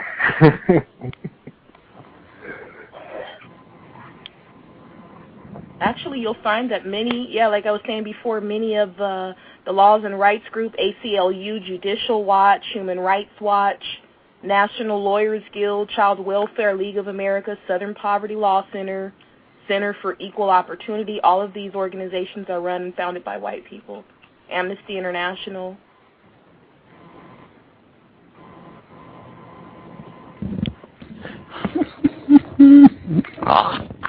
Man. They have $30 million. And just by asking, they ask. And direct mail. Leave that piece out. They just mail in a letter. Man, oh man. I do have comments I need to get out. If you give me a sec to give my comments, anyway, if you all want to share about anything else, then we can chat about things not related to today's program if you have anything. But I do have comments. I have 4 things. If I can get those out quickly, then I'm sure it will not take the duration of the broadcast. And then if you all want to chat about, whatever else today's program or anything else racism related, we can do that as well. Number 1, a loyal listener, I won't say her name because I know, but she was on Facebook and she was posting about Venus Williams' attire at the French Open. And a lot of white people have been commenting about her, I guess it's a sheer undergarment or what have you. It's been big news in newspapers and such this whole week. And non-white listener, she was commenting about this, and she said that Venus Williams, she's a victim of racism and white supremacy, most likely is a little bit confused, and that she would, advise her to not wear such revealing clothing. And, I'm a male. Hey, she looks pretty cute to me. I don't see a problem with that. That was what I was telling her. And she said, context of white supremacy, I mean, you're around all these white people. This is what the female she was saying. I think this sort of behavior and dressing that way contributes to white people having a degrading opinion about females and thinking that black females, non-white females are overly sexual and all that. In the context of white supremacy, I don't think that's not something that I would recommend. And I thought about it, and I was just like, wow, I don't think I don't think it gives the appearance that we are in a system of white supremacy. It looks a lot more like, hey, things aren't that tough. It doesn't give the appearance of, oh man, I'm a black person in an environment that is incredibly hostile to me. I think that would be the best way I could say it. Wearing something like that in a system of white supremacy, a black person wearing something like that, doesn't give the appearance that I understand I'm in an environment that is incredibly hostile to me, to black people, non-white people. So after I thought about it, I said, yeah, I would probably say that she's correct in her view. I was incorrect. I was probably not thinking from the context of white supremacy and more so from, whoa, she's really cute. Which she is, gorgeous, her and her sister, totally gorgeous. But yeah, system of white supremacy, I probably would not. And I think I asked her, what would she say to her if Venus was her sister? And she said I would just, tell her that I wouldn't recommend wearing that, particularly around all these white people in this environment. We are in a system of white supremacy. Do you really want suspected racists, white supremacists, leering at you in that manner? Is that something that you want to encourage? And once I heard it presented in that manner, it made perfect sense. So I said I was going to share that because it is being talked about a lot in the news right now. So I'm sure people have seen her outfit or heard people talking about it or what have you, counter-racist perspectives.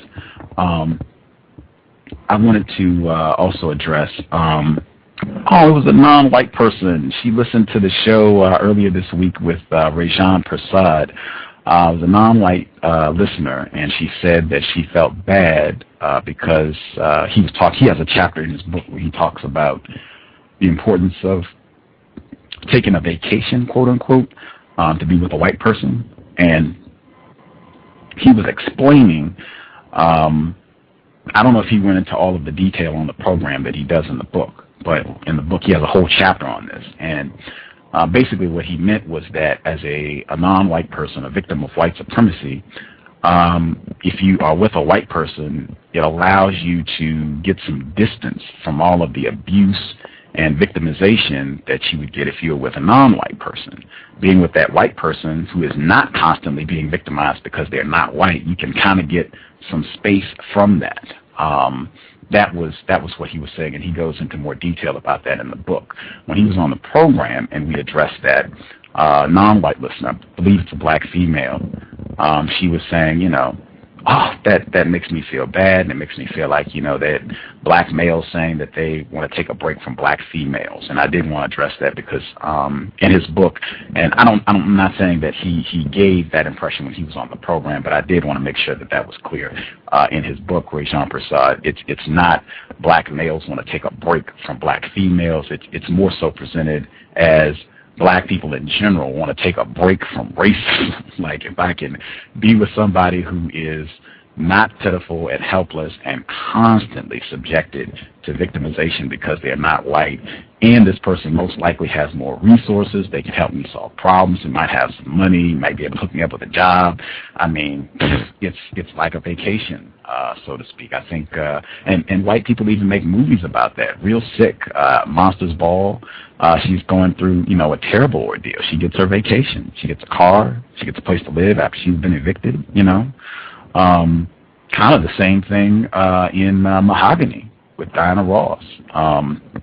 Anthony Perkins, she gets a vacation. She's in the slums with Billy D. Williams. They're fighting racism, white supremacy. She gets to go to Europe and hang out and party. So I think that's what he was saying. I did want to be sensitive to that. I don't think he was saying black males want to take a break from black females, because that's not what he writes in the book, which I would encourage folks to read. Why Black Men Love White Women. Please check it out. And check out that program. Very constructive. Requested from 818, who's with us right now. The program yesterday, I'm bringing it up because it was mentioned today. I have very specific objectives with this program. As it says on the show page, the goal, the purpose of this broadcast is to share constructive information about racism, white supremacy, what it is, and how it works. That's the goal of the program. The goal of the program is not to question, aggressively go at white people. That's not the goal of the program, even though that is a part of that goal from time to time, but that's not the goal of the program. One of the things I have concluded as a result of being in the system of white supremacy, non-white people are not informed about racism, white supremacy. Non-white people are very confused about racism, white supremacy. That is one of the core principles of this broadcast. Conversely, white people are extraordinarily informed. White people make organizations with budgets of $30 million a year to study racism, white supremacy. As a result, sometimes, often, I really want to get the information that the white person has. Some of these programs, I'm going to have white people on who, even though I've already said to be white in a system of white supremacy, that's what it means. You are racist white supremacist. And a lot of white people have come here and explained that in detail. Jacqueline Badalora, most recently, who I think did a great job. I could be incorrect. But so, I mean, that's for granted, and I hope people, if you tune into the broadcast, go back and listen to the archives, and you'll get a better understanding of that, and why on a broadcast like today, when we have a white person who works with the Southern Poverty Law Center, I'm not in awe, and I don't think, this guy's dedicated, he's brilliant, what a treat to have him here, he's so wonderful. That's not my mindset. My mindset is the very first question I asked him, are you a white person? Yes. Okay. I'm already thinking this guy is most likely participating in practicing racism, white supremacy. That's par for the course. However, there are some white people who they have specific information that I want to share with non-white listeners. Raphael Sheck, the information that he had about Hitler's African victims, that's information I wanted to share with non-white people. Not really as interested in going at him to evidence where he practices racism, white supremacy. I really want to get that information out. Why? I think getting information like what he shared yesterday, where you get to see how racism, white supremacy operates, not just in this area of the world, in a totally different part of the planet. And this is some years ago. This is information from Nazi Germany, underreported information. You constantly get information about how the atrocities of the Nazis and how they brutalized millions of people. And oh my gosh, and you get all these films and they win all these awards. You get Schindler's List and Just Had Inglourious Bastards. You get all this stuff you don't hear about. Oh, wait a minute, there were a lot of black people who were victimized in that too. That's something that's not discussed. And the way that he talked about it, I mean, just looking at the images of those two medals on the front page, that right there, to be able to have context for what produced those, I think that is incredibly valuable for non-white people so that they can understand racism, white supremacy means white people worldwide, whatever time period, they want to dominate non-white people worldwide. This is not what he was talking about, was not this area of the world. It was not 10 years ago, 5 years ago. Stuff happening 60, 80 years ago in a totally different part of the world, and you still see the consistent behavior of white people and presented in a lot of the exact same ways it's talked about now. And always is talked about the threat of the sexual raping black male. How many times do you hear that? And I think it's important for non-white people to get an understanding. Global white supremacy, that means observing the exact same racist behavior patterns, different time, different space, same result, racism, white supremacy. I think that is important. And the comment that was made was, today Gus is working against racism, white supremacy. It would suggest, might not have been the intent, but it would suggest that if Gus is not going at a white person aggressively, he's not working against white supremacy. That could be the case, but I would encourage anyone, listen to that broadcast yesterday and tell me if you don't think that information is relevant and important and would help a non-white person get a better understanding of what racism, white supremacy means. That you had a white person come on yesterday who can speak 6 dialects. He didn't even say languages, 6 dialects, and who traveled to 2 different countries to do work about racism, white supremacy. And this guy to come on and say, white people, Germans, so white people in Germany, appealed to white people across the globe. Hey, you shouldn't have black troops here. This is a violation of white supremacy. And that argument gained international traction. There were white people who were at war with Germany. They were killing other white people in Germany. White opposition even said, hey, that is a good point. That is a good point. This is white supremacy. You shouldn't have those niggas over there on top of white people. That is incorrect. Think about that. Think about the ramifications of that. That's why I think that's important. So definitely, every program, I certainly am not here every program to aggressively go at a white person. There are going to be times where that white person has it. Often, there are going to be times where that white person, they just have more information. They're more informed about racism, white supremacy. They're more informed than I am. In fact, if it's a white person, you should assume he or she is more informed about racism, white supremacy than the non-white people. So sometimes I am going to bow to, let's just get as much information as possible. I'm sure they're practicing racism all along, but we're just going to try and focus on the information because I think it's important. What I would say is for folks, if we're doing a program with a white person and I'm not going at that person, really pay attention to the information that they're sharing because apparently Gus has concluded their information is of some importance. So that would be my suggestion if you hear me doing a broadcast where I'm not aggressively going at the white person like yesterday. Or the first time Dr. Kenneth O'Reilly was here. There have been quite a few of those broadcasts where I just wanted the information that the white person had, specific information that the white person had. Last comment, and then I'll get everybody else back. The C.O.W.S is now being rebroadcast, not only on the Counter-Racism radio network. The C.O.W.S is now being rebroadcast at Black Talk Radio as well. It's linked on the show page. Scotty, he has called in before. He runs that network. Fabulous job. Very professional website and very professional broadcast as well. And they frequently talk about racism, white supremacy. But the C.O.W.S is also rebroadcast there, which is great. Fantastic. Glad to hear the program getting out. I went to their website the other day and I heard me talking to some white person. It was kind of nutty. But that said, even if the C.O.W.S does go out on August 5th, because I still don't have that MacBook Pro with the carrying case, for the last 2 months and change, more people are hearing the program now, which is great. A part of that, I've got to do a better job myself and, just every aspect of operating the program. And one thing I want to catch, I have heard comments about the Holocaust, what is called the Holocaust, and whether it happened, whether it didn't happen, whether it happened to so-called Jews. It has been my observation, and the folks that are on the line, well, actually, I don't need input on this. It's been my observation. I don't need and don't want input on this.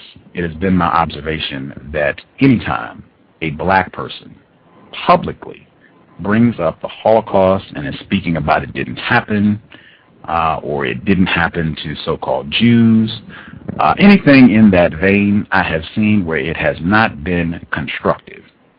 It has not aided a non-white person or a black person to solve problems or combat racism, white supremacy, to make public statements about that. If I'm incorrect, hey, it's all you need. Gus doesn't know what he's talking about. As the guest said today, Gus could be a fool, so I might be incorrect on that, but I can think of tons of examples where a black person coming out and making these sorts of comments, what invariably happens, they just get labeled so-called anti-Semitic.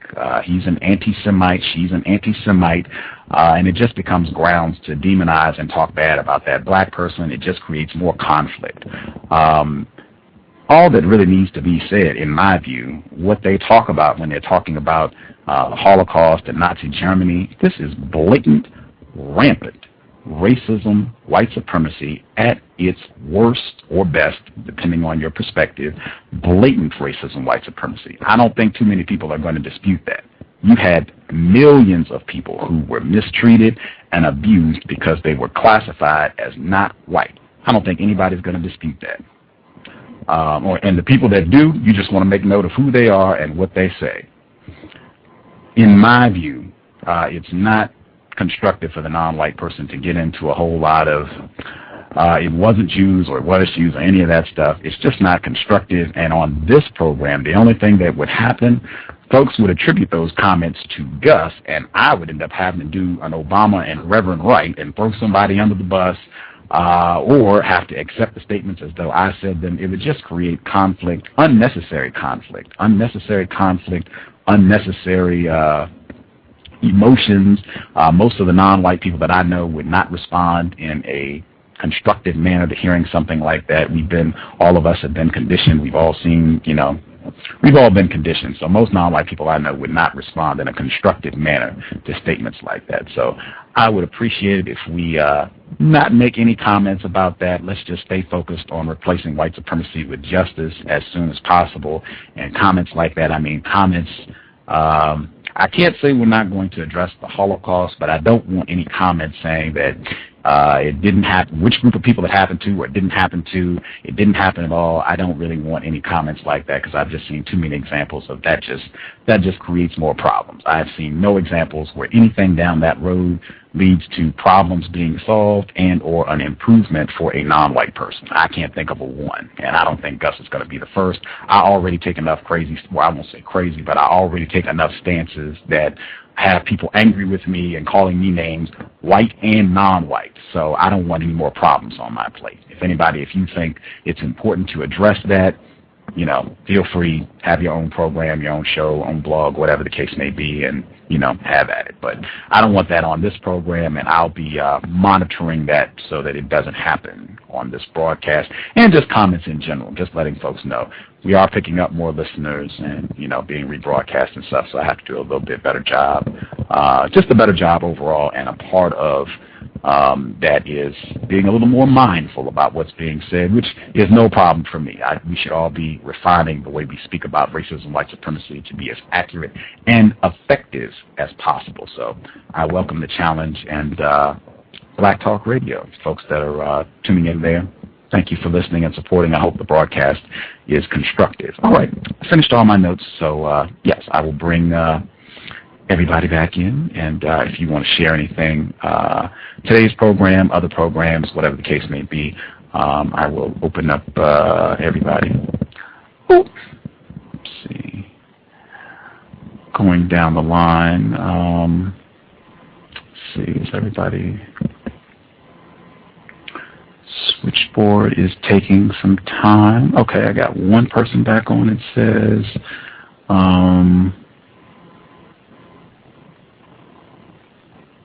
okay,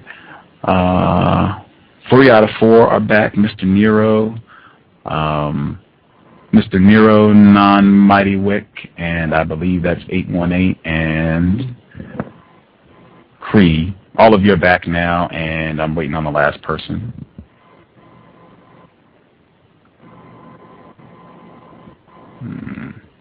Hello? Yes, I can hear you. Okay, everybody's back. I just looked up Venus Williams' tennis outfit thing. I saw an interesting post, but it was by a black woman, something I thought was a little bit funny. She said that her outfit garnered more attention than the oil spill.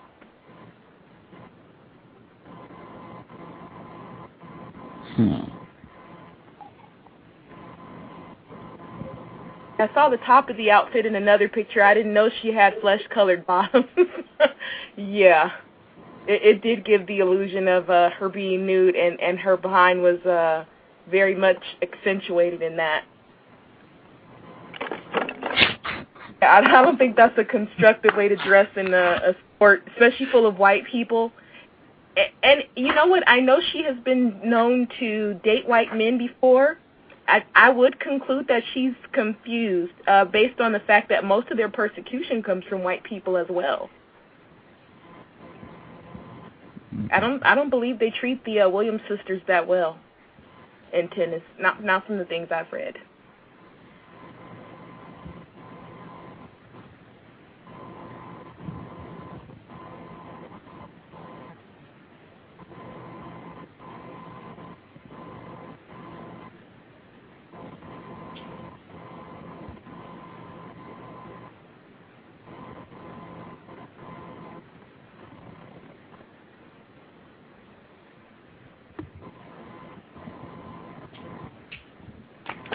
can I be heard? Loud and clear. Oh, thank you very much, Gus. I was certainly one of the people who have mentioned the Holocaust issue, so let me be the first to apologize to Gus T Renegade and as well as Justice if I have disrupted the agenda of the show. I support the show 100%, and any disagreements that we have is minute compared to the disagreements that we both have with white people that practice racism and white supremacy. So please accept my apology, and that will not come up from me again, sir. No worries. Well said, and no worries. No apologies necessary. Refining as we go. Hopefully, refining as we go. And I'm also still learning. Me too. Hey, Mr. Nero, you raised up a question yesterday I wanted to give you some information on. Yes, ma'am. You were wondering how black people got into different parts of Europe if it wasn't slavery. Mm-hmm. And after the conversation ended, I thought about it. Look up the Moors. They had conquered quite a bit of Europe and were ruling. I was reading something the other day that talked about specific areas that their descendants were left in, including even far up close to Russia and Armenia and places like that. So you may want to check out the Moorish rule on that. Thank you very much. You're welcome.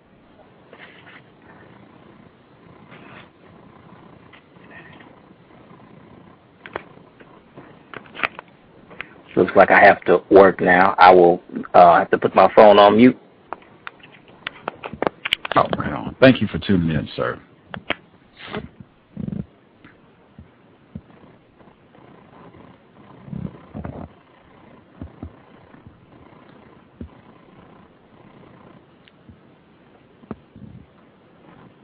Are there any more shows coming up with Dr. Welsing or with Mr. Neely Fuller? Mr. Fuller is at Talktainment Radio on Mondays, talktainmentradio.com. He said he is unable to do other programs because I think he made some sort of agreement to just be exclusively on that program. He said that might change at some point, but for right now he's just doing Talktainment Radio every Monday at 7 p.m. Eastern, 4 p.m. Pacific. Dr. Welsing, we've been busy. I just hadn't thought about having her back on the program, but I will attempt to do so.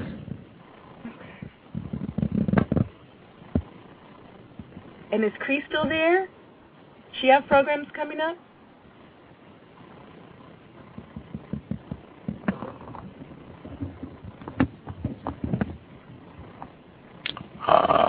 Cree, are you still there?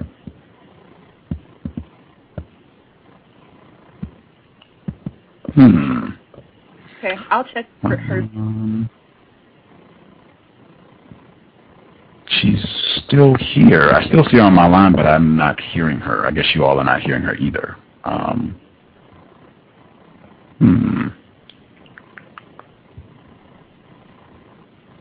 Not sure. I don't know. She's still here. I'll check her page to see if she has any shows. Yeah, I'm listening by phone right now.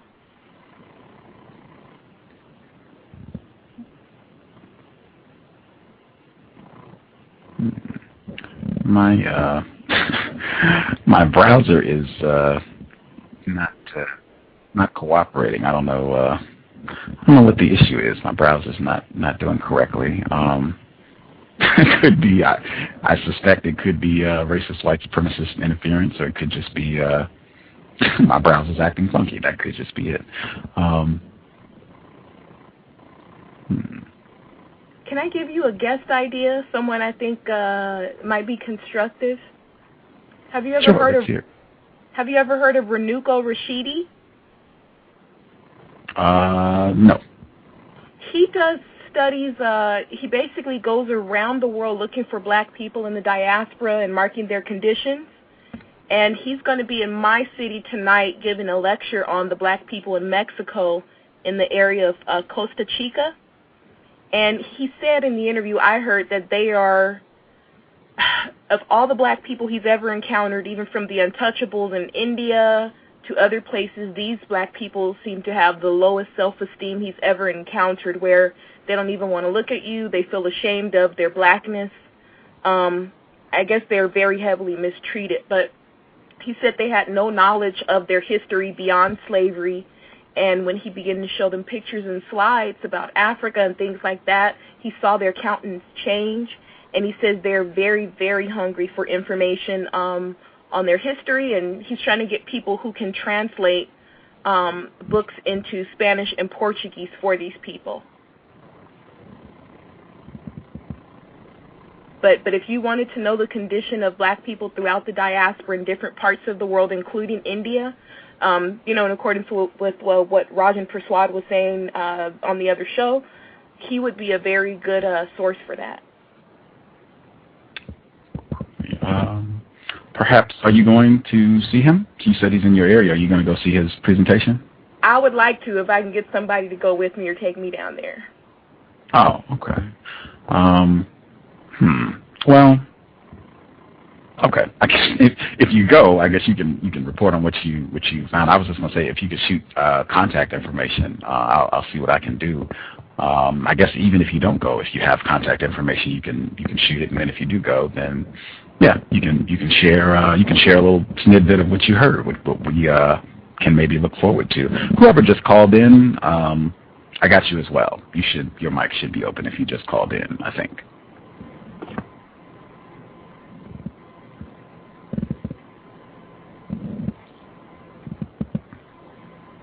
If you're not there, unfortunately, my switchboard went out immediately, so if I did not get you, you might be out of luck, but I think I got you if you just called in.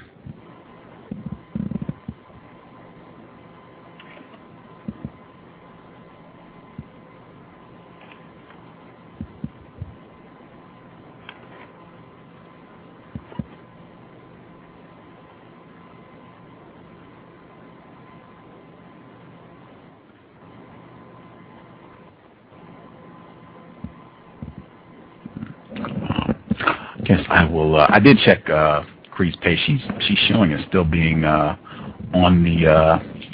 the line, but yeah, I don't know. Maybe her mic or something. Maybe her computer's acting funky too, because I told my browser just really was acting nutty. I did not see an upcoming show on the page. If she corrects things, perhaps she can come on and tell us what's down the road. Or you can go. She's right here at Blog Talk Radio, CR. Engineer right here at Blog Talk Radio. You can check her site and get the archives and all that good stuff, and look out for upcoming programs, and support her blog as well, Cree7.wordpress.com. Again, Cree7.wordpress.com. Back of the bus. Support his blog as well. nonwhitealliance.wordpress.com. Again, it's nonwhitealliance.wordpress.com. Yeah. Again, the cows will be back every day until Tuesday. It looks like tomorrow with Dr. Martin Kevorkian returning to chat with us. Looking forward to that. That might be another example of a white person. Even though I did question him pretty assertively when he was here the first time last May, but that's another white person. And he admitted racist white supremacist that I just think has demonstrated consistently that he is incredibly informed about racism, white supremacy, and pays incredible attention to details, language, the use of words that I think is very constructive and extremely helpful for non-white people developing a much more detailed understanding of racism, white supremacy, what that means, and how it shows up in different areas. So that will probably be another example of a white person that I'm not going to question in the same manner that I questioned Mark Potok today, Mr. Henry Macko, when he was on the program. Another example. again, I hope we've done a lot of shows. I would hope at this point that, folks tuning in, listen to some of the archives so you have a better framework of my view on racism, white supremacy. And, I have very different objectives for each program, what I'm trying to, what information I want to get out and what I want to do with that broadcast. So, it's not going to be, my questioning is not going to be the same for every white person or every non-white person. It's going to vary a lot. But, we'll be back tomorrow with Dr. Martin Kevorkian. Kevin Annette, he should be here Sunday. Irritated Jeannie, he should be here Monday. And the Ragsdales, Gwen Ragsdale, J. Justin Ragsdale, they should be here on Tuesday. So very, very active spring for the cows.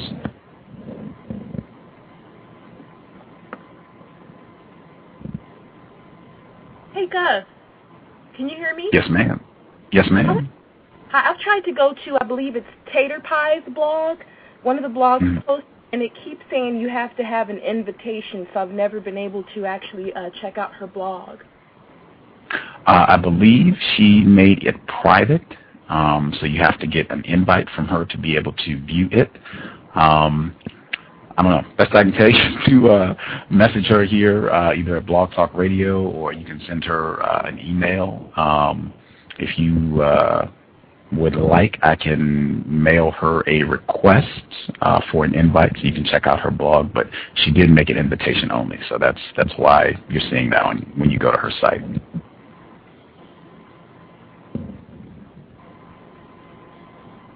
Yeah, I'd like an invite. I'd definitely like to see what she's doing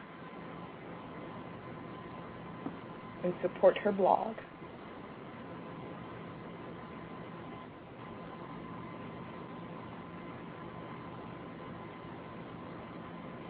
Yeah, I will work on that.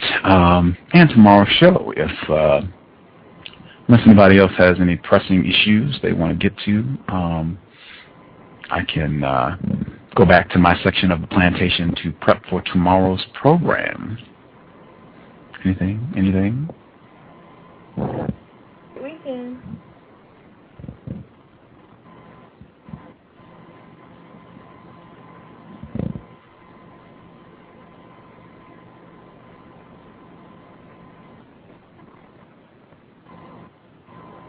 All right. The other folks who called in, thank you kindly. Hope the broadcast was constructive. And if nothing else, I hope that sinks in definitions, the importance of definitions. With Dr. Kevorkian, doctorate in English. I don't think that's a coincidence at all in terms of a correlation between that and his understanding of racism, white supremacy. We'll ask him about that tomorrow, the importance of definitions. But if nothing else about today's broadcast stands out, definitely the fact that this organization founded by white attorneys and they don't have definitions. Anyway, we'll be back. Thank you for supporting the broadcast. Justice's email, justice.asap@yahoo.com. Again, it's justice.asap@yahoo.com. Thank you for supporting, and replace white supremacy with justice as soon as possible.